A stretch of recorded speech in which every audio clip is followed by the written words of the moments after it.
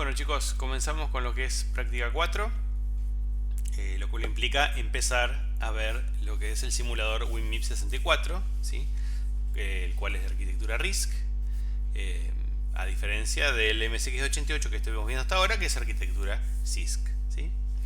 El simulador es quizás un poquito más amigable para utilizar, ya que simplemente tiene un menú donde puedo elegir el archivo abrir, ejecutar, y tenemos varias ventanitas que nos va a estar mostrando lo que es, por ejemplo, el código que tenemos cargado, ¿sí? Vamos a estar viendo lo que es el área del segmento de memoria, ¿sí? Donde están otras variables, el pipeline, como van a ir entrando las instrucciones y pasando a través del pipeline, ¿sí? Por aquí tenemos el historial de ejecución, ¿sí? Si yo ejecuto un programa, puedo ir viendo cómo se va ejecutando, ¿sí? Y por aquí en el medio de arriba tenemos los registros, ¿sí? Como verán, tenemos más cantidad de registros con respecto al MSX88, ¿sí? Tenemos 32 registros de punto fijo y 32 registros de punto flotante, ¿sí? Cada uno de ellos de 64 bits, o sea de 8 bytes, ¿sí? Y acá tenemos ciertas estadísticas que nos van a servir para saber qué tan bien se ejecuta ese código, ¿ok? Tengan en cuenta que, por ejemplo, al igual, digamos, como es una arquitectura de 64 bits, al igual que los registros, ¿sí? Que son de 64 bits, la memoria está estructurada, ¿sí? De a 8 bytes también, o sea, de 64 bits, ¿sí? Si yo declaro una variable, por defecto, ¿sí? El dato a almacenar o la cantidad de memoria a alocar va a ser de 64 bits, 8 bytes, ¿sí? Es por eso que las direcciones de memoria van de 8 en 8, ¿sí?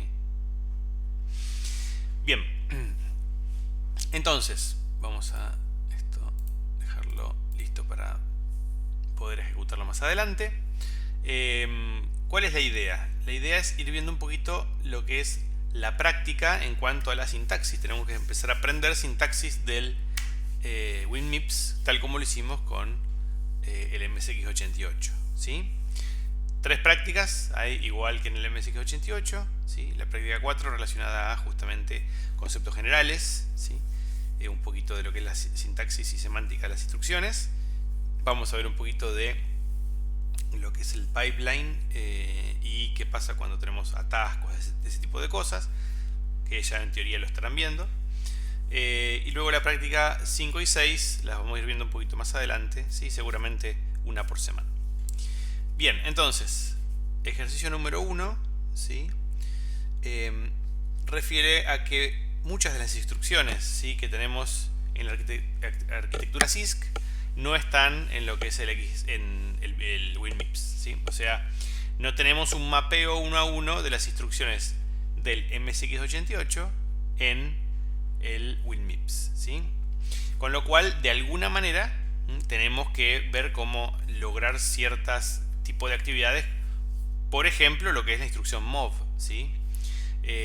La usamos muchísimo nosotros en el MSX88, ¿se acuerdan? Usamos mov para mover, copiar en realidad información de un lugar a otro de la memoria. En el WinMIPS no tenemos instrucción mov, pero de todas maneras hay formas de resolver el problema, ¿sí? Entonces, el ejercicio dice: muchas instrucciones comunes en procesadores con arquitectura CISC no forman parte del repertorio de instrucciones del MIPS, pero pueden implementarse haciendo uso de una única instrucción. Evaluar las siguientes instrucciones, indicar qué tarea realizan y cuál sería su equivalente en lenguaje Assembly x86, ¿sí? Entonces tenemos que ver qué analogía hay de add R1, R2, R0 con lo que es una instrucción de lo que era el MSX88. Primeramente tenemos que saber qué es ese de add, ¿sí? Y luego qué son estos 3 argumentos que está recibiendo, ¿ok? Entonces, de add refiere a hacer una suma, ¿sí? Con, en este caso, estos 2 operandos, ¿sí? Como origen, y R1 como resultado, ¿sí? O sea, la idea es que yo voy a estar sumando R2 más R0 y el resultado lo voy a estar guardando en R1, ¿ok? A eso se refiere con add, ¿sí? La D tiene el repertorio de instrucciones para verlo, yo ahora no recuerdo. La D puede ser de double add o data add o algo por el estilo, ¿sí? Pero es justamente una suma, ¿sí? Yo estoy sumando lo que tenga R2 con lo que tiene R0 y eso lo guardo en R1. Ahora bien, el registro R0 tiene una salvedad muy particular, que es que siempre está en 0. ¿Sí? O sea, todos los registros son de propósito general, pero R0 en particular siempre tiene que tener 0. O sea, siempre es 0. Entonces, bajo esa restricción que estamos teniendo, R0 siempre va a ser 0. Entonces, lo que yo sume, ¿sí?, entre R2 y 0 siempre va a ser R2. ¿Ok? Y eso lo quiero escribir en R1. Por lo tanto, ¿sí?, vamos a hacer acá un pequeño map de analogía. Para lo que es el ejercicio 1A, ¿sí?, de add R1, R2, R0, ¿sí? En definitiva, ¿qué estoy haciendo yo? Estoy sumando R2 con 0, o sea, estoy tomando lo que tiene R2 y escribiéndolo en R1. ¿Qué analogía hay, equivalencia hay con MSX88? Cuando yo hacía un move. Move R1, R2 sería, ¿no? O sea, nosotros hacíamos move a X, BX, ese tipo de cosas. Pero si lo pasamos a una especie de analogía, lo que estamos haciendo es copiar la información de R2 hacia R1. ¿Sí? ¿Qué pasa, por ejemplo, en el 1B? ¿Sí? En el 1B tenemos DADI, ¿sí?, R3, R0 con 5. Bueno, la I de acá está relacionado con que acá tengo un 5, no tengo un registro como uno de los operandos. La I es de inmediato, ¿sí? Entonces lo que yo estoy haciendo es sumar 0, porque R0 siempre es 0, sumar 0 con 5 y eso escribirlo en R3. Con lo cual podemos trazar cierta analogía, que esto es move R3, 5. ¿Sí? O sea, quiero mandar un 5 a R3. ¿Ok? ¿Qué pasa en el 1C? Yo estoy haciendo de sub R4 con R4, R4. Bueno, ¿qué es de sub? Acá lo que estamos haciendo es una resta. ¿Sí? Estamos restando, R4 con R4. ¿Sí? Obviamente R4 va a tener el mismo valor aquí y aquí, en estos dos casos, con estos dos operandos. Entonces, ¿qué va a estar pasando en ese momento? Que voy a estar restando R4 con su mismo valor. ¿Sí? Con lo cual, vamos a tener, sea el valor que sea de R4, es como mover a R4, 0. ¿Sí? Bien. ¿Qué más? 1D. Aquí vamos a estar haciendo de ADI, o sea, una suma inmediata, entre R5 y R5 y menos 1. Con lo cual voy a estar haciendo un move, ¿sí? Entre que, perdón, un move no, en realidad voy a estar haciendo un que. Voy a estar tomando R5, restándole, o sea, sumarle menos 1, ¿sí? Con lo cual, más que un move, voy a estar haciendo un sub, ¿sí?, R5, 1. O bien podría decir que aquí podría estar haciendo dec R5. ¿Sí? También podría estar haciendo eso. ¿Sí? Bien. Por último, tenemos el 1E. ¿Sí? El 1E es XOR I, inmediato, R6, R6, 0x, y ahí fíjense la cantidad de Fs que hay, ¿sí? Hay muchas Fs aquí. ¿Por qué hay muchas Fs ahí? 1, 2, 3, 4, 5, 6, 7, 8. Tenemos, fíjense, 1, 2, 3, 4, 5, 6, 7, 8, 9, 10, 11, 12, 13, 14, 15, 16, ¿sí? Entonces, 16 por 4 justamente 64, que son 64 bits, ¿sí? ¿Por qué por 4? Porque cada dígito hexadecimal consume 4 bits, ¿sí? Entonces 16 dígitos hexadecimales por 4, 64 bits. Entonces lo que estoy haciendo aquí es tomando R6, aplico XOR inmediato con esta máscara que está acá, ¿sí? Esta máscara, si yo la escribo en binario, y no la voy a escribir toda porque es larguísima, sería 1, 1, 1, 1, 1, 1, 1, ¿no es cierto? ¿Sí? Hasta llegar hasta el final. Entonces, ¿qué significa? ¿Sí? ¿Qué significa aplicar todos unos a un byte? O en este caso a 8 bytes, ¿sí? Es más o menos lo mismo que por la tabla justamente del XOR, ¿sí? Es lo mismo que hacer un NOT, ¿sí?, de R6. ¿Ok? Por las dudas aclaro, esto que ven acá 0x, ¿sí? No es parte del valor, es para indicar que el número que yo estoy ingresando acá está expresado en hexadecimal, ¿sí? Si no está expresado de ninguna manera, como por ejemplo aquí, ¿sí? En este caso, o aquí, son interpretados como decimales. Ahora bien, si yo quiero expresar un valor en hexadecimal, en el assembler del MSX88, ¿sí? Hacíamos, no sé, por ejemplo, FFFF, por decir algo, H. Y esta H decía que era un valor hexadecimal. Y si empezaba con una letra, teníamos que poner un 0 a la izquierda. Bueno, aquí lo que tenemos que hacer es poner 0x, ¿sí? 0x. O bien, si queremos expresar algo en binario, 0b, ¿sí? Y lo que sea. ¿Ok? Entonces, eso es más o menos la idea del ejercicio 1. Bien, sobre el ejercicio 2, a ver, vamos a ver aquí. Corremos esto por acá. Entonces ya entendemos que de cierta manera vamos a estar trabajando con un repertorio de instrucciones diferente, lógicamente, ¿sí? Es otra arquitectura. Pero tenemos herramientas como para lograr justamente instrucciones o acciones similares a las que hacíamos en el MSX88, ¿sí? Bien, ejercicio 2 tenemos por aquí. Entonces, el ejercicio 2 dice: el siguiente programa intercambia el contenido de dos palabras de la memoria de datos etiquetadas A y B, ¿sí? Tenemos dos variables, ¿sí? Y ahora tenemos que empezar a ver qué es esto que tenemos aquí, data, code, ¿sí? Bueno, quizás ciertas cosas ya las pueden llegar a inferir por lo que tienen el conocimiento de lo que era el MSX88. Por ejemplo, a ver, data y code, ¿sí?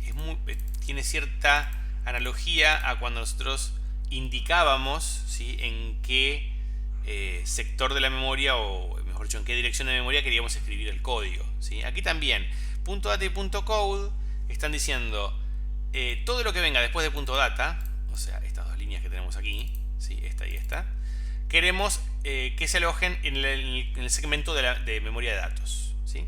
Y todo lo que escribimos luego de .code queremos que se aloje en el segmento de código, ¿sí?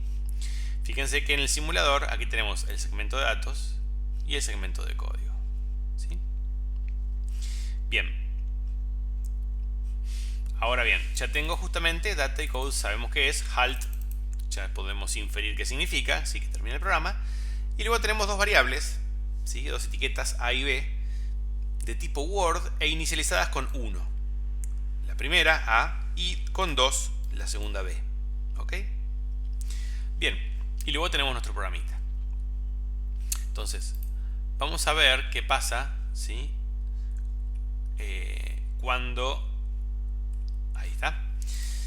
Cuando nosotros carguemos este programa en el simulador, ¿sí? Vamos a ver que en lo que es la variable A en la memoria, ¿sí? A se va a guardar un 1 y en la variable B se va a guardar un 2. Tengan en cuenta, si aquí yo lo aclaré justamente, que digamos lo que podemos escribir aquí adentro, ¿sí? De estas celdas, no es un byte, son 8 bytes, ¿sí? Por eso aquí está la dirección de memoria 0 y la siguiente dirección de memoria que se dibuja en el simulador es 0008, ¿sí? Voy moviéndome de a 8 bytes, ¿sí? Porque cada dato va a estar ocupando 8 bytes, ¿sí? 64 bits. Esto no quiere decir que no pueda definir tipos de datos que consumen menos de 8 bytes. Obviamente que sí. Cuando veamos que un ASCII, por ejemplo, podemos hacer que consuma un byte nomás, ¿sí? Y por lo tanto, si yo tuviera una variable por acá, no sé, texto, por decir algo, y acá tengo hola, ¿sí? Hola, ¿sí? Voy a poder estar escribiendo acá, si puedo, hola mundo no puedo, porque son más de 8, ¿sí? Pero acá puedo llegar a escribir hola mund, ¿sí? Y la O estaría aquí abajo, quizás, por decir algo, ¿no? Pero digamos, entiendan eso, ¿sí? Nos estamos manejando en una visualización en el emulador que se mueven las direcciones de memoria de a 8 bytes, ¿ok? Bien, entonces esto es lo que vamos a tener en la memoria, ¿sí? Luego vemos una instrucción llamada LD, ¿sí? Aquí vimos anteriormente que tenemos instrucciones para, digamos, llevar información de un registro a otro, ya sea con una operación matemática, ¿sí?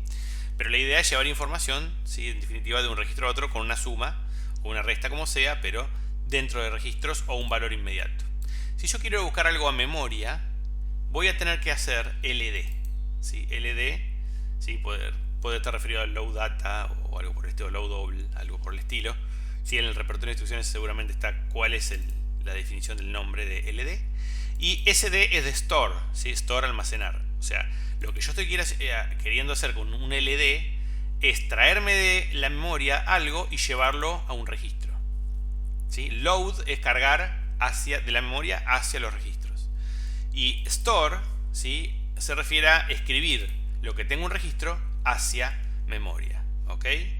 Entonces, recapitulando.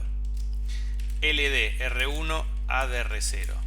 ¿Qué va a estar haciendo esta instrucción? Bueno, lo que haya en la memoria en la celda A, la llevo a con desplazamiento R0, ya vamos a ver qué es eso.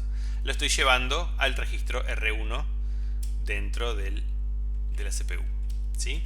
Y cuando yo, por ejemplo, estoy haciendo SDR2 ADR0, es el camino inverso. ¿Sí? Yo quiero estar haciendo esto. ¿Ok? Estoy enviando lo que tenga R2 hacia la memoria, hacia la ubicación de la variable A. Y recién yo hablaba de desplazamiento R0. ¿Qué significa esto? R0, ¿sí? Refiere a que yo quiero tomar, ¿sí? La información determinada por la etiqueta A, por la variable A, con cierto desplazamiento definido en bytes. ¿Sí? Si yo acá pongo R0, utilizo el registro R0, obviamente que el desplazamiento va a ser 0, y voy a tomar los 8 bytes de A y los voy a llevar a R1. ¿Sí? Sin embargo, si yo tuviera, por ejemplo, tuviera, no sé, que en R5 tengo 8, el valor 8, ¿sí? Vamos a achicar esto un poco para que se entienda lo que quiero explicar. Supongamos que en R5 tengo el valor 8. Y la instrucción LDR1A de R8 en lugar, perdón, de R5. De R5, ¿sí? En lugar de R0. ¿Qué voy a estar llevando? Primeramente, si yo tuviera R0, vamos con el más sencillo, R0, ¿sí? Aquí puse RO, pero en realidad es R0. Bien, entonces si yo tengo R0, que siempre es 0, ¿sí? Lo que va a quedar en R1, ¿qué va a ser? Luego de ejecutar esta instrucción, va a quedar lo que tenga la etiqueta A, el contenido de la etiqueta A, que es un 1. ¿Sí? Sin embargo, si yo en lugar de ejecutar esta instrucción, ejecuto esta instrucción, o sea, lo que yo quiero hacer es tomar lo que tenga la etiqueta A, pero no exactamente lo que tenga la etiqueta A, sino un desplazamiento de R5 bytes, ¿sí? O sea, del valor que tenga R5, un corrimiento a partir del inicio de A. Como R5 tiene 8, ¿sí? Y esta variable consume 8 bytes, entonces lo que en realidad yo voy a estar guardando en R1 es lo que esté corrido 8 bytes con respecto al inicio de A. Y justamente 8 bytes corrido al inicio de A es B. Entonces en este caso R1 quedaría con un 2. ¿Sí? También podría llegar a darse el caso que acá puse justamente 8 bytes para correrme, ¿sí? A la segunda variable. ¿Sí? Ahora, si yo pongo 4, ¿qué va a estar pasando ahí? Lo que va a estar pasando, si yo hago LDR1 a R5 cuando R5 es 4, es que aquí va a quedar otro valor, ¿sí? El cual no va a ser basura en realidad, porque estoy tomando los 4 bytes más significativos de A y los 4 bytes menos significativos de B. ¿Sí? Estoy tomando una parte A y una parte de B, no tiene mucho sentido. Pero me interesa que lo entiendan, y creo que es un ejemplo que bien vale, ¿no? O sea, me estoy desplazando 4 bytes a partir del inicio de A. ¿Sí? Y como A consume 8 bytes, en realidad me estoy desplazando la mitad de su consumo. ¿Ok? A ver, lo podemos ver de otra manera. Supongamos que tenemos 000H, 001H, 2, 3, 4, ups, bueno, 5, 6, 7, 8. Bueno, ahí seguimos, ¿no? 9 y así. A, etcétera, etcétera. Entonces, ¿qué pasa? ¿Sí? La variable A se aloja 1, 2, 3, 4, 5, 6, 7 y 8. ¿Sí? La variable A se aloja en este segmento de la memoria. La variable B se empieza a alojar a partir de aquí. ¿Sí? Y sigue. ¿Sí? Aquí sigue esto, ¿no? Sigue 4 bytes más. ¿Ok? Entonces, vamos a dejarlo completo para que no queden dudas. C, D, E, F. Ok, ahí está. ¿Sí? Lo que están viendo aquí, de esta manera más explícita, está un poquito más compactado aquí. ¿Sí? ¿Ok? Entonces, si yo hago LDR1 a DR5, ¿sí? Donde R5 es 4, me voy a desplazar 1, 2, 3, 4 bytes y voy a estar copiando a partir de ese desplazamiento lo que tenga esa celda y 8 celdas más, ¿sí? Porque cada celda consume, en este caso, un bit, ¿no es cierto? Perdón, un byte. Entonces, ¿qué tengo acá? Me estoy llevando, ¿sí? La mitad de A y la mitad de B. ¿Ok? Bien. Lógicamente nosotros no vamos a tomar, digamos, no es útil tomar la mitad de digamos, de un dato, ¿sí? Era para que entiendan más o menos el ejemplo, ¿sí? ¿Y qué nos va a servir esto de desplazamiento? Bueno, yo puedo tener un registro, ¿sí? R2, R3, cualquiera menos R0, que esté inicializado, por ejemplo, en 0, ¿sí?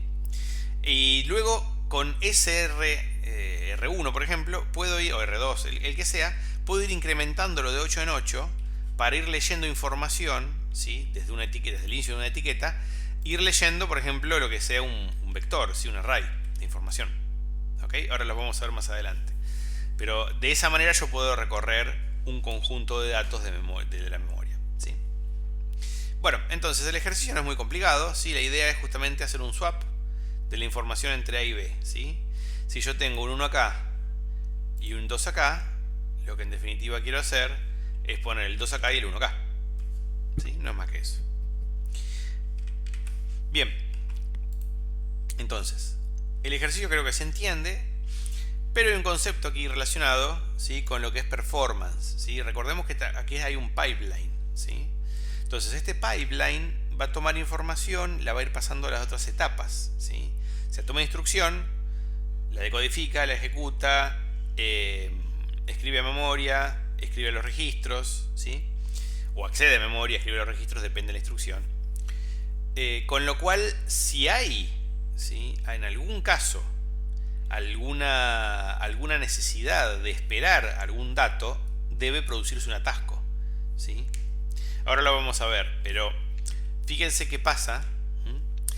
Veamos el código sin analizar demasiado, ¿no? O sea, sin pensar mucho, ¿no?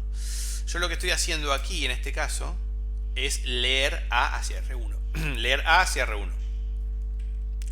Luego leo B hacia R2. Traerme B hacia R2 demora un tiempo, demora ciertos ciclos, ¿sí? Entonces, ¿yo qué voy a poder estar escribiendo en esta instrucción hacia A con el dato de R2 si R2 todavía no se cargó? No llegó a cargarse con el valor correspondiente a lo que tenía B, ¿sí?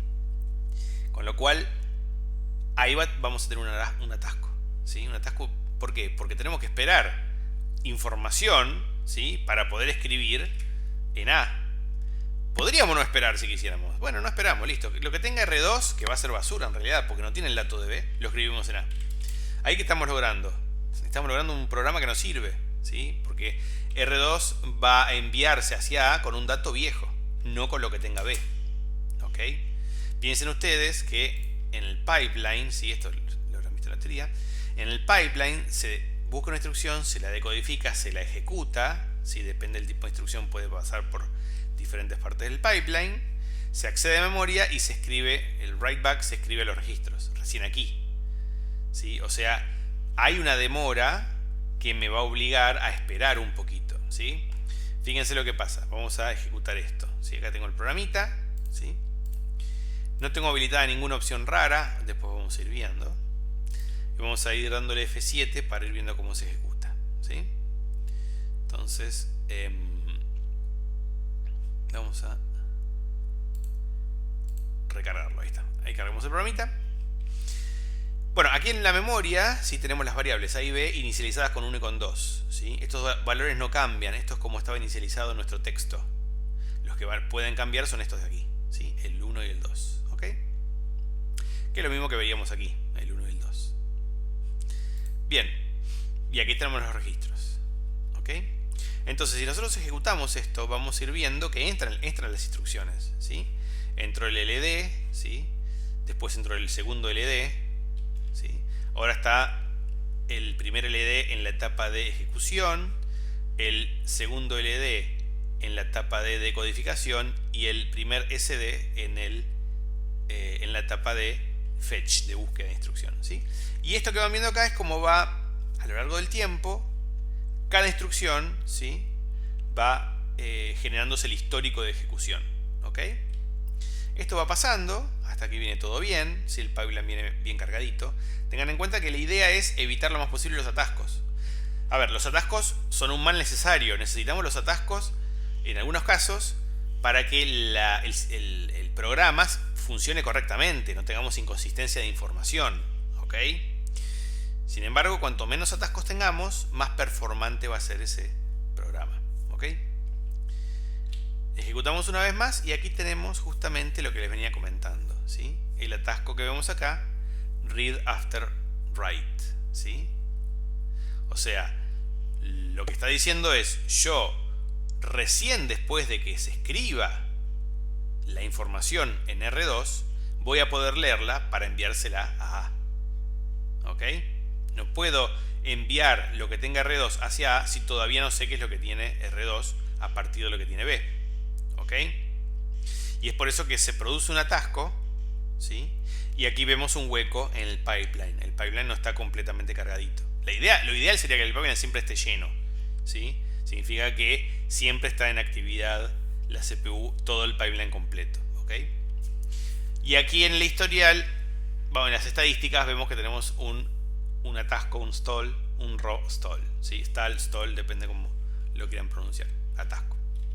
Bien, esto, fíjense, seguimos esperando, ¿sí? A que justamente B viaje hacia R2. ¿Sí? Y justamente ahora está ocurriendo. ¿Ok? Y por eso que seguimos con el atasco. ¿Sí?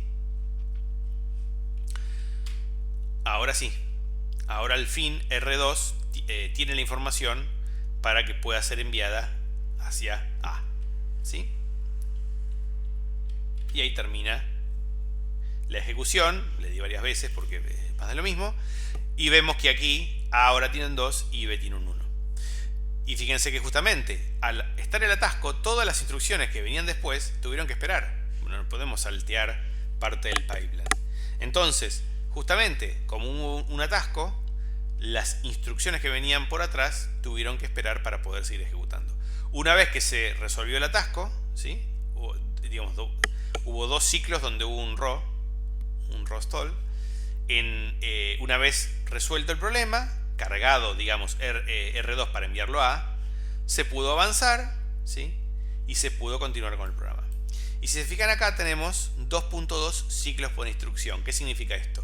Que en total, ¿sí? Hubo 11 ciclos, 1, 2, o sea, columnitas acá, 1, 2, 3, 4, 5, 6, 7, 8, 9, 10 y 11. 11 ciclos. ¿Y para cuántas instrucciones se ejecutaron? 1, 2, 3, 4, 5. 5 instrucciones se ejecutaron. Y eso me da un coeficiente, ¿sí? Si divido 11 dividido 5, de 2.2. ¿Sí? 2.2 ciclos por instrucción. ¿Sí? O sea, esta primera ejecución que hicimos nosotros nos dio 2.2 CPI. ¿Sí? 11 ciclos, 5 instrucciones. ¿Ok? ¿Podremos mejorar esto un poco? ¿Podremos lograr, ¿sí? Evitar justamente este tipo de problemas? ¿Sí? Estos atascos. A ver, cuando son necesarios para que el programa funcione, obviamente que van a estar. Pero ¿podemos reducirlos manteniendo la semántica del programa, no rompiendo con la semántica del programa? Bueno, tenemos dos alternativas. Una por software y otra por hardware. ¿Sí? La alternativa por software implica reordenar el código.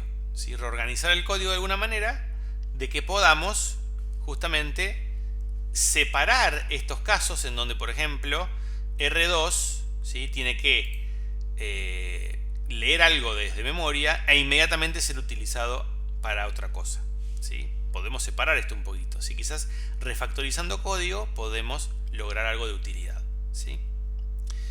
Obviamente, refactorizar código para que sirva, digamos, de algo útil, ¿sí? No metiendo instrucciones NOP, por ejemplo, eso no es bárbaro. Vamos a tener un mejor CPI, pero esas instrucciones no suman nada, no aportan nada, ¿sí? Refactorizar con el código mínimo indispensable para lograr el resultado querido para ese ejercicio. Digamos que cuanto más, fíjense que aquí lo que pasó con estos atascos, se me hizo más largo, ¿sí? Se me hizo más horizontal, ¿sí?, esta escalerita, ¿sí? Acá tengo un peldaño que es bastante más horizontal. La idea es que esta escalerita sea lo más vertical, lo más inclinada posible hacia abajo, ¿okay? Que no haya ningún peldaño así. Esa es la idea, ¿sí? Evitar justamente eso, reducir la cantidad de ciclos para la misma cantidad de instrucciones. Bueno, la otra forma es justamente por forwarding, ¿sí? Esta es una solución por hardware, en donde ciertas etapas del pipeline no solo alimentan a las siguientes etapas, sino que hacen un forwarding, que es un reenvío de información que ya la tienen hacia etapas anteriores, ¿sí? Entonces ahí ganamos un poquito de tiempo, ¿sí? Si el dato no solo viaja hacia adelante, sino también viaja hacia las etapas anteriores, buenísimo, ¿sí? Bien, entonces, fijémonos un poquito qué pasa si refactorizamos, ¿sí?, el código para evitar esto, ¿sí? ¿Tenemos alguna alternativa? Bueno, quizás podemos hacer esto aquí. Cargamos primero en R2, cargamos en R1, ¿sí? Recién luego usamos R2 y recién usamos R1. O sea, entre la escritura de R2 y la lectura de R2 hay una instrucción intermedia útil.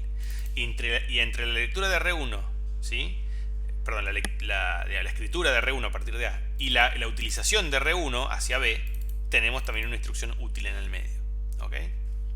Entonces este refactor separa los casos problemáticos. Quizás no llega a servir completamente para solucionar el problema, pero puede llegar a ayudar. Entonces guardamos, ¿sí?, y vamos a recargar el programita, ¿sí? Fíjense que ahora el programa justamente se cargó con ese cambio. Vamos a ver qué pasa ahora. Vamos a ejecutarlo. Por ahora no voy a habilitar el forwarding, si voy a hacer solo una mejora por software, una optimización por software. Vamos a ver qué pasa. Tenemos un atasco raw, pero antes teníamos dos. Veamos ahora. ¿Ven? Ahora solo tengo un ciclo de atasco raw, ¿ok? Y esto, para cuando termine, me va a dar ahora 10 ciclos, no 11, ¿sí? O sea que lo optimicé a, en este caso, 2 CPI, ¿sí?, 10 ciclos, 5 instrucciones. La cantidad de instrucciones es siempre la misma porque es el mismo programa, ¿sí? Bueno, es una mejora. Definitivamente es una mejora. Parece una pavada, pero es un 10% de la mejora, ¿sí? Si es un proceso o un programa que consume, no sé, 45 minutos, ¿sí?, le estoy restando 5 minutos, o 4 minutos y casi 5 minutos, ¿sí? No es poco, ¿ok? Ahora bien, ¿podemos mejorar esto aún más? Bueno, habilitemos el forwarding. Supongamos que esta arquitectura soporta forwarding, ¿sí? O sea, es reenvío hacia las instancias del pipeline, hacia otras instancias del pipeline. En cuanto se obtiene ese dato en la memoria, directamente es forwardeado hacia donde justamente en este caso es necesitado, ¿sí? Entonces vamos a ejecutarlo ahora con el forwarding habilitado, a ver qué pasa. Bien, aquí ahora tendríamos justamente el raw, ¿sí? Pero ya no lo tenemos más, justamente gracias al forwarding, ¿sí? Y esto, fíjense ahora qué cortito que se hizo, o sea, qué vertical que se hizo, ¿sí? Cuanto más horizontal, peor. Ahora bien vertical, no tengo ningún peldaño de esos anchos, por decirlo de una manera. Logramos 9 ciclos, ¿sí? Entonces, aquí, ahora logramos 9 ciclos, logramos 1.8 CPI, ¿sí? Y ahora ya estamos hablando de un 20%, la quinta parte mejoramos, ¿sí? 9 ciclos, 5 instrucciones. ¿Ok? A ver, nuevamente, esto parece poco, ¿sí? Quizás no parece demasiado, estamos hablando de 1.8 a 2.2. Esto, piénsenlo en miles de millones de instrucciones, ¿sí? Que ejecuta una CPU, ¿sí? La mejora es considerable. Podemos hacer refactor por software, podemos hacer mejoras por hardware, ¿sí? Bien, entonces ese era el ejercicio 2, ¿sí? Ejercicio 3. Analizar el siguiente programa con el simulador WinMips. En este en particular vamos a ver la semántica más que nada, la sintaxis, perdón, de las semántica de las instrucciones, ¿sí? Y después nos vamos a detener un poquito en el 4, si mal no recuerdo, para ver un poquito otro concepto relacionado con todo esto, ¿sí? Bien, entonces, ¿cómo es este ejercicio? ¿Qué es lo que hace este ejercicio? ¿Sí? Vamos a ver un poquito. Vamos a borrar esto. Ahí está. Entonces, analizar el siguiente programa con el simulador MIPS64. Tenemos dos variables, ¿sí? Data, tenemos A y B, o sea que tenemos aquí A y B, 1 y 6, ¿sí? Siempre es recomendable tener este tipo de planito con la memoria y los registros como para poder ir siguiendo el ejercicio. Bien, ¿qué es lo que hace nuestro programita? Vamos a ver. Primero carga, ¿sí? LD con A en R1. O sea que en R1 vamos a cargar A con desplazamiento de R0. R0 es 0, entonces desplazamiento 0. Nos traemos entonces a R1, un 1. ¿Sí? Eso es más o menos la idea. Me gustaría esto tener... A ver. Acá. Eso. Ahí está. Bien. Entonces, tenemos un 1 en R1. Y en R2 tenemos B de R0. ¿Sí? Cargamos B con desplazamiento R0, que es el 6, a R2. Bien. Lo que hicimos fue traernos de memoria las dos variables, las dos etiquetas, ¿sí? Las dos variables, a unos registros dentro de la CPU. Bien, luego tenemos una instrucción que no van a conocer a menos que vean el repertorio de instrucciones, que se llama DSLL, ¿sí? DSLL lo que hace es un shifting a la izquierda, ¿sí? Un shifting a la izquierda de la información que tiene justamente un registro, en este caso el registro R1, ¿ok? Entonces lo que estamos haciendo es hacer un shifting a la izquierda de la información de los bits que tiene R1 en una posición. Si aquí pusiera 2, hago un shifting a la izquierda en dos posiciones. Un shifting significa, por ejemplo, si yo tengo 0, 0, 0, 1, 0, 1, así, y hago un shifting a la izquierda, es hacer un corrimiento, ¿sí? A la izquierda de los bits, ¿ok? Hago otro shifting nuevamente, esa es la idea, ¿ok? Ahora, si yo hago un shifting de 1, paso de esto a esto, pero si hago un shifting de 2, paso de esto a esto, ¿sí? Este 1 que está acá es la cantidad de bits que quiero correr a la izquierda. Bien, recuerden que cuando yo hago un corrimiento a la izquierda, ¿sí? De una secuencia de unos y ceros binaria, estoy multiplicando por 2 el valor, ¿sí? ¿Se entiende, no? O sea, si yo aquí tengo, por ejemplo,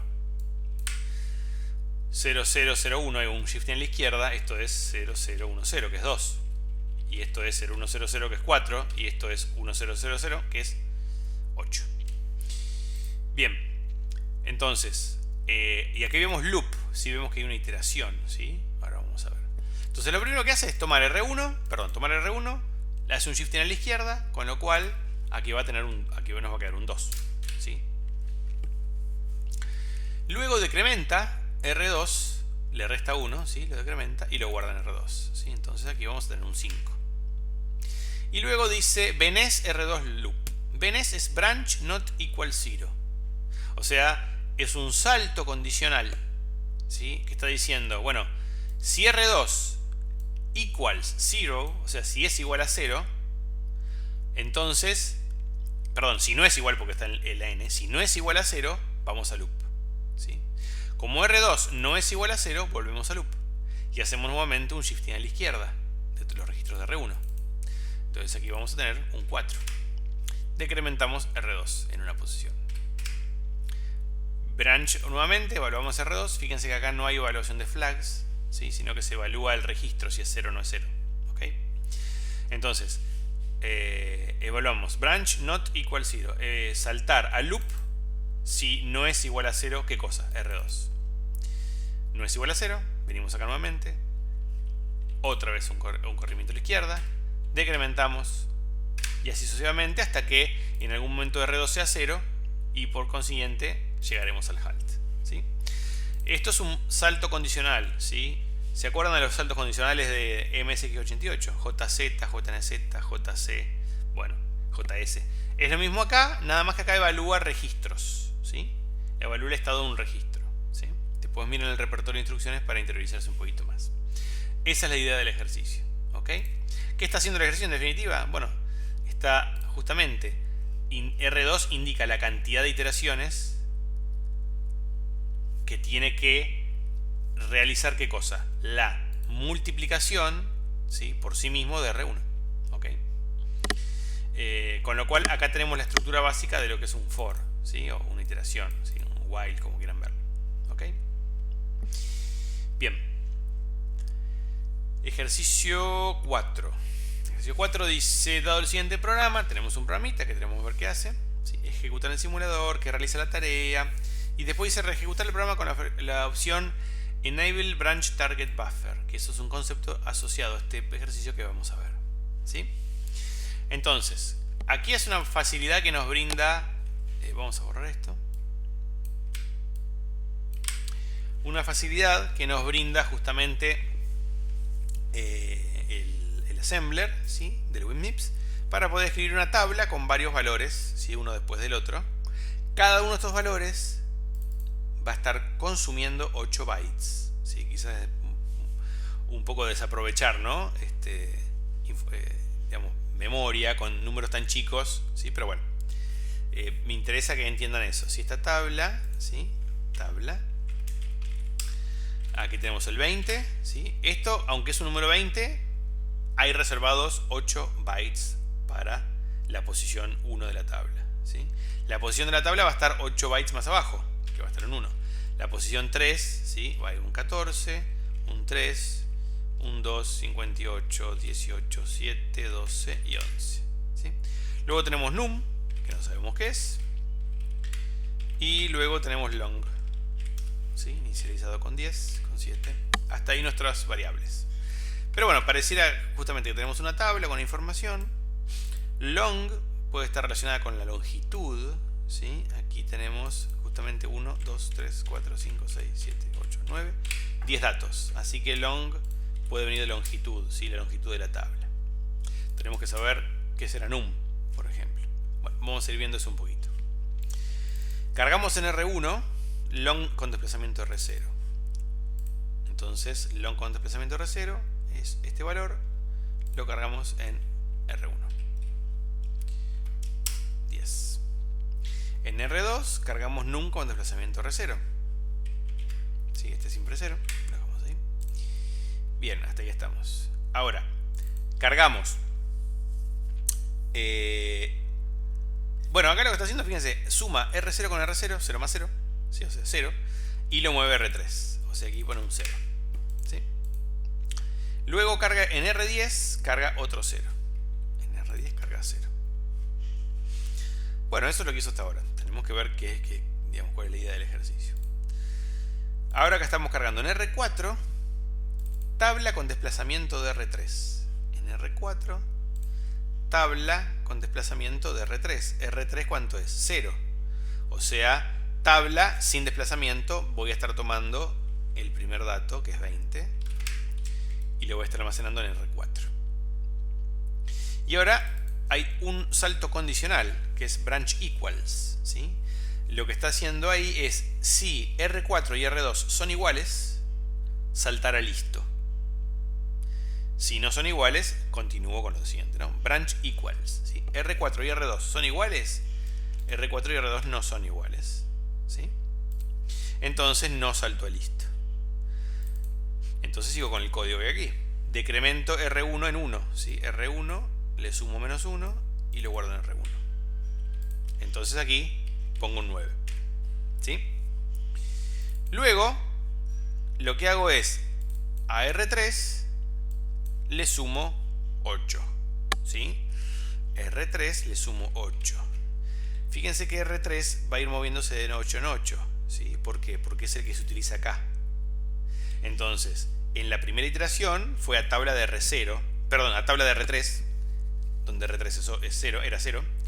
Y en la segunda iteración va a ir a tabla de R3 cuando R3 es 8. Entonces va a apuntar a este dato. Y después se va a mover a 001H0, a 10H. Y después a 18H. Y después a 20H. Va a ir moviéndose de 8 en 8 bytes. ¿Sí? Para eso tenemos R3. ¿Sí?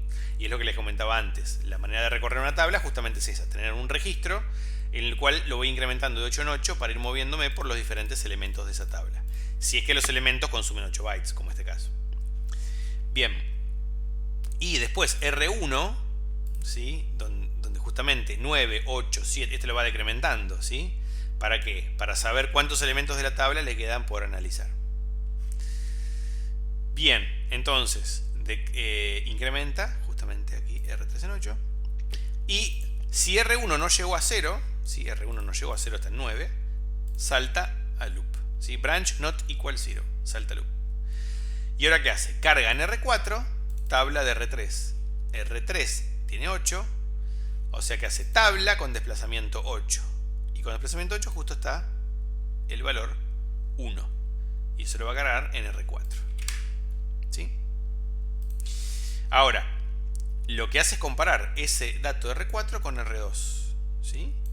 ¿Son iguales? No son iguales. Entonces no voy a ir a listo. Decremento R1 a 8.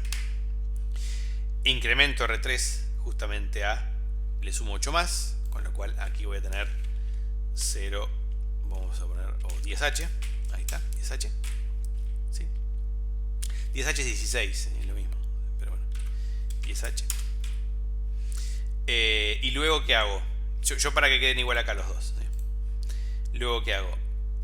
Si R1 no llegó a 0, salto nuevamente aquí y me traigo justamente lo que tenga tabla con desplazamiento R3, R3, ahora es el 14, me lo traigo a R4 y comparo. ¿Sí? Comparo R4 con R2.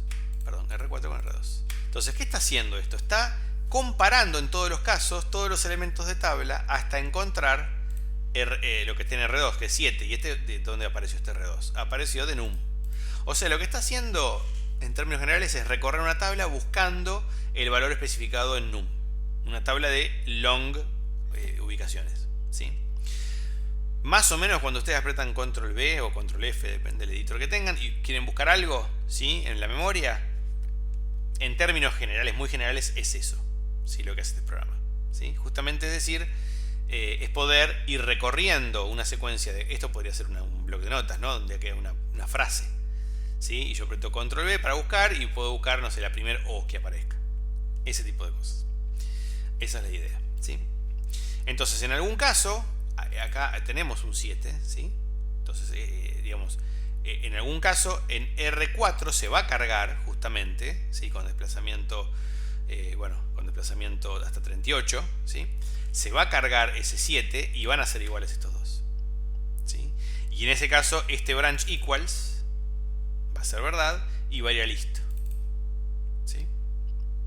Y lo que va a poner es, va a poner en R10, ¿sí? Un 1, diciendo, lo encontré. Un 1, ahí está, lo encontré.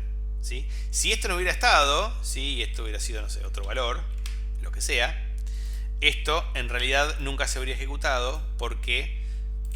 Porque el código, ¿sí? Acá había un 0 antes, el código venía por acá, seguía hasta que R1 era 0.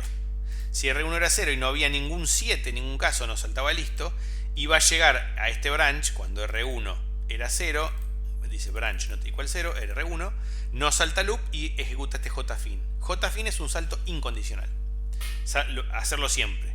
Y este jump significa saltar a fin, y justamente estoy omitiendo la instrucción que pone en 1 este registro. Entonces R10, ¿qué es lo que está indicando?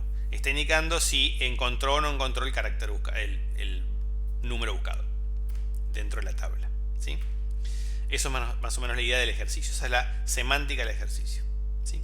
Ahora bien, podemos ver un concepto de branch target buffer, ¿sí? En aplicación. Entonces voy a cargar justamente el práctica 4, ejercicio 4, ¿sí? Voy a deshabilitar el forwarding, ¿sí? Vamos a jugar con branch target buffer o no, ¿sí? Ahora vamos exclusivamente a eso. Entonces tenemos nuestro programa, ¿sí? Y lo vamos a ir ejecutando, ¿ok? Fíjense que vamos a ir, la ejecución en particular no me interesa, el resultado es obvio lo que va a pasar, pero me interesa que vean, ¿sí? Que en varios casos estamos teniendo un problema, ¿sí? Está pasando que tenemos aquí algo como un hueco, ¿sí? Por decirlo de una manera, ¿sí? No encuentro una mejor forma. Esto es iterativo, con lo cual varias veces va a pasar esto, ¿sí? Pero ¿qué son estos huecos? ¿Qué es lo que está pasando acá? Bueno, justamente, pensemos un poquito, ¿sí? Vamos a llegar a un punto en el código, ¿sí? En donde vamos a tener un salto condicional, ¿sí? Este branch. Y este branch, lógicamente que va a estar condicionado por lo que tenga la carga de tabla de R3 hacia R4, ¿sí? Tenemos esta dependencia aquí, ¿ok? Por lo cual ahí vamos a tener una demora, ¿sí? Un RO. Luego, si seguimos en el código, tenemos aquí este caso de aquí, tenemos un huequito, ¿sí? Ahora bien, ¿qué está pasando aquí? Yo tengo que saltar a loop o no tengo que saltar a loop, ¿sí? Digamos, ¿cómo puedo determinar yo si tengo que saltar a loop o no si todavía no tengo resuelto R1? ¿Ok? Entonces no puedo saber si debo o no justamente hacer el salto, ¿sí? Lo cual lleva a la problemática de que esto de a poco se está haciendo cada vez más horizontal, ¿sí? Si seguimos adelante vemos que tenemos el JFIN, ¿ok? El JFIN, ¿sí? Nosotros vemos que en el pipeline el JFIN está siendo incorporado, ¿sí? Pero luego desaparece. Y estos son los huecos a los que se menciona. O sea, los casos anteriores son casos por dependencia de datos tradicionales, típicos que vimos hasta ahora, ¿no? Tengo que resolver un registro para poder utilizarlo. Aquí tenemos un problema de este salto, ¿sí? El JFIN, ¿sí? Se incorpora, ¿sí? Al pipeline para después ser quitado del mismo, ¿ok? ¿Por qué? Porque no tenía que ejecutarse el JFIN, ¿ok? Vamos a recargar de nuevo, fíjense. Vienen por aquí las instrucciones, ¿sí? Vienen avanzando las instrucciones. Y en algún momento el pipeline está aquí, ¿sí? Cargadito. Y el JFIN es la siguiente instrucción. Y se carga en el pipeline, ¿ok? Pero ¿qué pasa después? El BNS, el branch not equals 0, tiene que ejecutarse, tiene que evaluarse esto y tiene que modificar, ¿sí? La ejecución hacia loop, porque en realidad, ¿qué está pasando? Está pasando que lo que realmente se tiene que ejecutar no es el fin, no es, digamos, esta instrucción de aquí, ¿sí? Sino que tiene que ejecutarse el loop, ¿ok? Entonces, en ese caso, justamente, digamos, el instruction fetch, ¿sí? La instancia de instruction fetch que antes, quiero ponerlo acá cerquita a ver si llega a ver. A ver ahí. Ahí está. El JFIN que iba a ejecutarse se descarta y se carga en el pipeline el LDR4 tabla de R3, o sea, vuelve a subir para arriba, ¿sí? ¿Se entiende? Entonces, ¿qué está pasando acá? Tenemos un branch taken stall, ¿sí? Así se define. Son casos en donde se tomó, digamos, se incorporó algo al pipeline que luego tuvo que quitarse, ¿sí? Y eso va a pasar varias veces. ¿Cuántas veces va a pasar esto? Todas las veces en donde justamente tengamos ese escenario. Todos esos huecos van a estar dándose, ¿sí? Bien. Ahí termina el programa. Obviamente tenemos atascos raw también por dependencia de datos, pero aquí tenemos atascos justamente por saltos, ¿sí? Que, digamos, ¿se tienen que tomar o no se tienen que tomar? ¿Tiene que ir al loop o no tiene que ir al loop? ¿O tiene que seguir con el código? ¿Sí? Entonces, el JFIN que yo puse en el pipeline, ¿sí? Para hacerlo ejecutar, llega un momento que se resuelve el BNS y nos damos cuenta que en realidad tenía que ir al loop. Entonces lo que habíamos puesto en el pipeline del JFIN se tiene que quitar para poner el LDR4 tabla de R3. ¿Sí? Bueno, entonces la ejecución de esto nos da 79 ciclos, 43 instrucciones. Ese coeficiente es 1.837. ¿Sí? Entonces tenemos un coeficiente de 1.837. Ahí está. CPI. ¿Sí? Entonces, ¿cómo podemos mejorar esto? Quizás con refactor de código, jugando un poco con el código, podemos mejorarlo. ¿Sí? Puede ser que sí, puede ser que no. Pero tenemos la opción de Branch Target Buffer. ¿Sí? Esta solución de Branch Target Buffer lo que hace es guardar un histórico de saltos. ¿Sí? ¿Qué significa?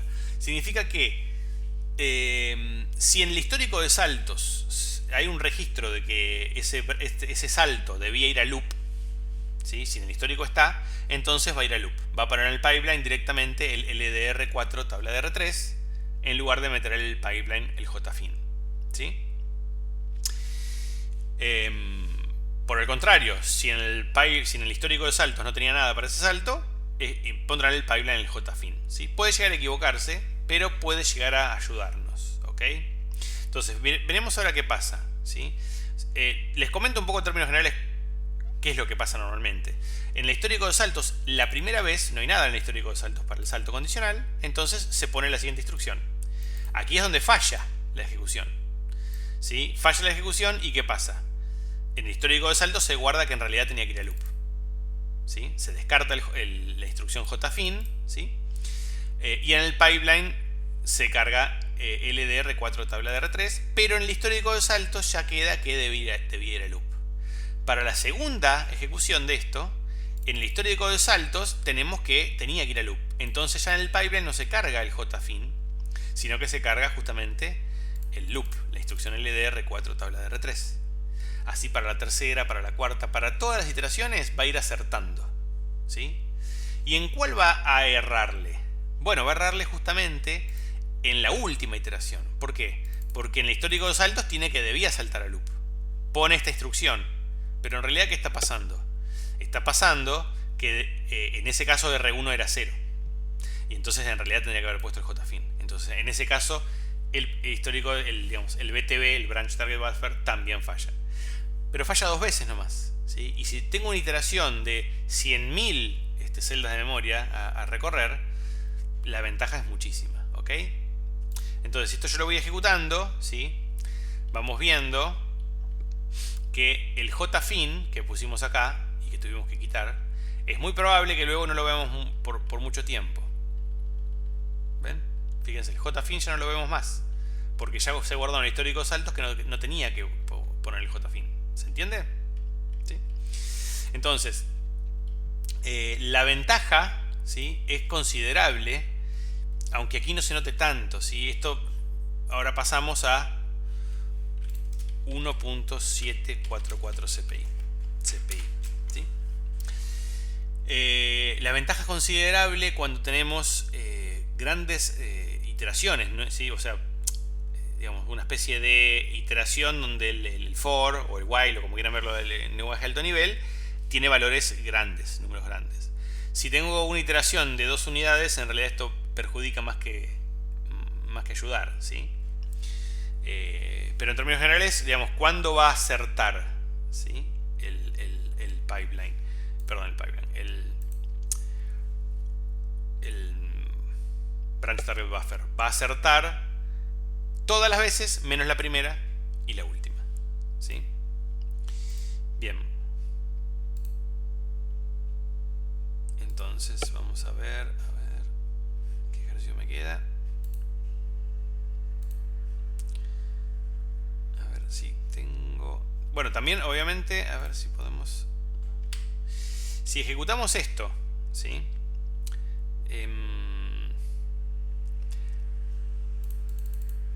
Con el forward habilitado en combinación con ambos, ¿sí? Digamos, el CPI se sigue reduciendo, ¿sí? Sigue mejorando. Ahora es 1.558. ¿Ok? Bueno, eso como comentario adicional. Bueno, y vemos este ejercicio más relacionado con lo que es delay slot, ¿sí? Aquí tenemos un programita que... a ver, dice, el siguiente programa multiplica por 2 los elementos de un arreglo llamado datos y genera un nuevo arreglo llamado res. Ejecutar el programa en el simulador con la opción delay slot habilitada. Entonces tenemos estos datos, ¿sí? El programa en sí, digamos, no va al caso. Después ejecútenlo ustedes si quieren. A ver si hay una instrucción que no. Bueno, a ver, vamos a... Por lo menos les muestro qué queda en la memoria, ¿sí? Yo tengo cant, que es 8, ¿sí? Y tengo 1, 2, 3, 4, 5, 6, 7 y 8, que es datos. Y tengo res por acá, ¿sí? Que lógicamente no tengo nada cargado, ¿sí? Bueno, acá dice 0, ¿ok? Pero, digamos, la idea ¿cuál es? Es tomar la información, este dato que está acá, ¿sí? Y, según lo que dice el enunciado, ¿no? Multiplicar los elementos de un arreglo y generar un nuevo arreglo llamado res multiplicado por 2. O sea, yo quiero tener un 2, un 6, un 8, un 10, un 12 y así. Esa es más o menos la idea, ¿sí? Entonces justamente lo que hace el enunciado, el ejercicio es eso, ¿no? Cargamos R1 con 0. Este siempre es 0, R1 con 0. Cargamos R2 cant de R0. R2 cant de R0, 8. ¿Sí? Esa es la cantidad de datos que vamos a ir moviendo, copiando y multiplicando por 2. En R3, datos de R1. ¿Sí? En R3, datos con desplazamiento R1, que es, en este caso, 0. R1, 0. Entonces aquí voy a poner el 1. Y ahora lo que hago es, primero restar a R2, 1. O sea, una iteración menos a realizar. ¿Sí? A eso se refiere. Luego, hacer un shifting a la izquierda de R3. Con esto estoy multiplicando por 2. Luego, escribir R3 hacia res de R1. Aquí voy a escribir el 2. ¿Sí? Fíjense que 2 es el doble, ¿sí? Multiplicado por 2 datos, la posición 1. Luego, sumo, ¿sí? R1 con 8. ¿Ok? Sumo R1 con 8. Y me fijo si R2, si el que está analizando las veces que nos quedan por iterar, llegó a 0. Como no llegó a 0, saltamos al loop. Cargamos en R3 datos de R1. ¿Sí? Datos de R1. R1 tiene desplazamiento 8. O sea que me voy a ir llevando a R3 el 2. ¿Sí? ¿Y ahora qué vamos a hacer? Vamos a restar una iteración menos en R2. Y vamos a hacer un shifting a la izquierda de la información. Con lo cual acá vamos a crear un 4. Y eso lo voy a estar mandando, ¿sí? Hacia R3. Perdón, hacia res. Con desplazamiento de R1. Ese valor R3, que es el 4, le voy a estar escribiendo a res con desplazamiento de R1. El desplazamiento de R1 sigue siendo justamente 8. Entonces aquí voy a estar escribiendo el 4. Nuevamente, llegamos, bueno, sumo a R1, nuevamente, 8, o sea que esto me queda 10H. Creo que ya van entendiendo cuál es la idea, ¿no? Me fijo si R2 llegó a 0, y si no llegó a 0, venimos para acá. Y nuevamente lo mismo, ¿no? Me traigo a R3 datos de R1 con desplazamiento R1, que R1 es 10. Entonces me traigo el 2 aquí. Perdón, me traigo aquí. Acá me faltó sumar algo. 0, 8, 10. Ah, perdón. Está bien, no, está bien. Acá no era. Acá era pero datos no empiezan 0, empiezan 8 por eso. Entonces me traigo el 3, ¿sí? Es datos, que es 0008H más 10H, ¿sí? 18H. Y eso me lo traigo aquí, que es el 3. Resto R2, un 1, o sea, una iteración menos, ¿sí? Hago un shift en la izquierda de R3, 6, y eso lo escribo aquí. Bueno, y así sucesivamente. Ahora bien, aquí dice, ¿qué efecto tiene habilitar la opción Delay Slot? ¿Sí? O sea, ¿qué pasa en este caso, ¿sí?, si yo habilito o no la opción Delay Slot? ¿Sí? Primeramente, Delay Slot es el último concepto que vamos a ver, ¿sí? Vamos a deshabilitar el Target Buffer. ¿Qué pasa si habilitamos Delay Slot? ¿Qué hace Delay Slot? Delay Slot lo que hace es cualquier instrucción, ¿sí?, que esté luego del salto condicional, la vamos a meter en el pipeline y no la vamos a descartar. ¿Ok? O sea, recién habíamos visto que nosotros metíamos instrucciones después del salto condicional y si era necesario se descartaban, ¿sí? ¿Por qué? Porque el salto condicional debía llevar a otra posición de la memoria, ¿sí?, del segmento de código. Por ejemplo, aquí cuando teníamos que hacer el BNES, ¿sí?, teníamos que volver a loop. Entonces el delay slot lo que dice es, bueno, a ver, más allá de que salte o no, ponemos en el pipeline la siguiente instrucción inmediata después del salto condicional. Si era esa, perfecto. Y si no, se ejecuta igual, ¿sí? O sea, tiene que ser una instrucción, ¿sí?, que no modifique la semántica del código en función de si se efectiviza el salto previo o no. ¿Ok? Entonces, poner un NOP aquí, si bien no tiene utilidad, porque lógicamente no sirve de nada, es para demostrar que ese NOP va a estar ejecutándose, ¿sí?, justamente en el pipeline, va a estar en el pipeline, ¿sí? Yo este ejercicio no lo tengo hecho, pero voy a aprovechar. Vamos a ver si lo puedo poner aquí. A ver, va a quedar medio feo, pero bueno, ya que estamos, lo hacemos.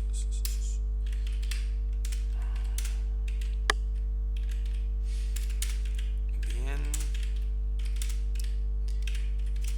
Muy bien, creo que ahí estamos. Vamos a guardar. El tema que me lo va a pisar. Vamos a guardarlo con otro nombre. Vamos a guardarlo como práctica 4, ejercicio misterio. ¿Cuál era? No llego a verlo. Bueno, vamos a ver ahora ejercicio 6, creo que es, pero no sé si es, pero no importa. Bueno, bien. Era el 5. Bueno, el resto no importa. Entonces, tenemos el código. A ver si... res. Esto vamos a dejar un poquito mejor. Ahí está. Quiero que más o menos se den una idea de lo que está pasando. Ahí está. Bien. Después lo voy a tener que renombrar. Entonces vamos a abrirlo.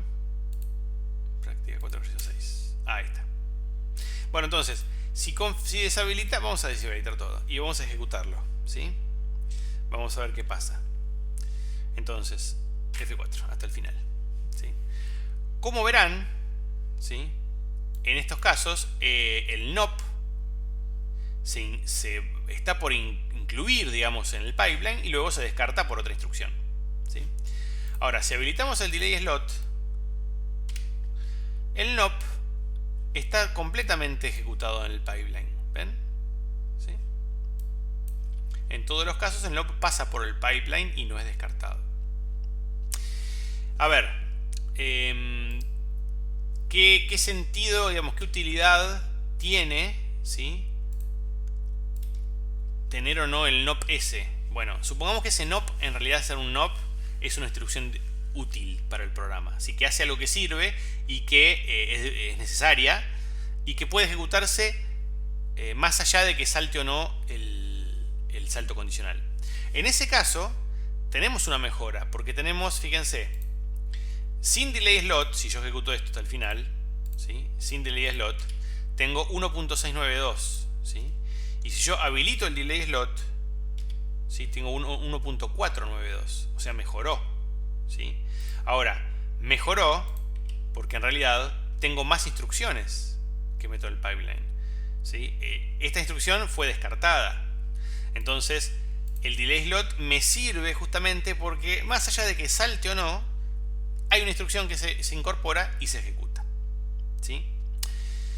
Ahora bien, tengan en cuenta que el delay slot puede llegar a cambiar la semántica del programa. Si yo acá en vez de un NOP lo saco esto, y la siguiente instrucción al BNS es un halt, este halt, como está luego del salto condicional, se va a meter en el pipeline y va a finalizar el programa en cualquier momento en el que no corresponde, ¿sí? Vamos a ver, vamos a ejecutar, ¿sí?, sin delay slot el programa, ¿sí? Lo ejecutamos y, como verán, se ejecuta por completo, ¿sí?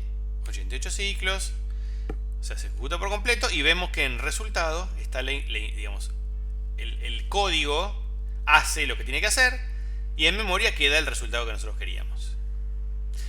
Sin embargo, si yo habilito el delay slot y ejecuto,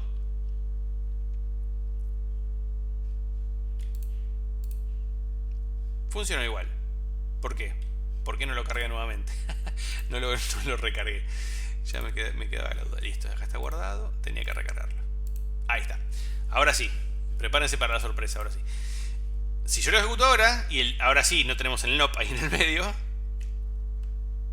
ahí termina, ¿sí? ¿Por qué? Justamente porque se metió en el pipeline el halt. Y se ejecutó y se acabó. ¿Ok?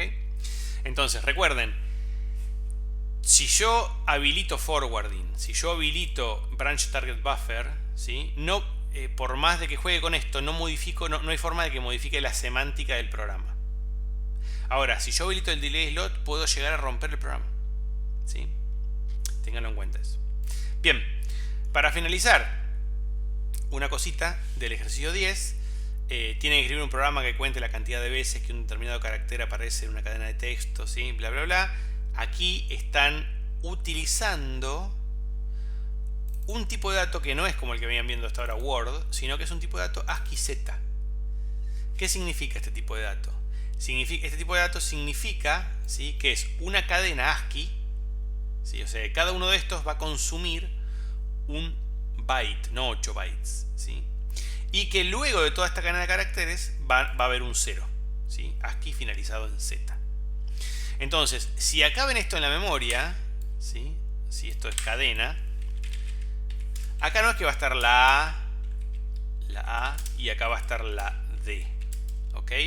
Sino que acá va a estar A, D, B, bueno, varios caracteres, ¿sí?, en esta parte, más o menos, agarré 8, ¿sí?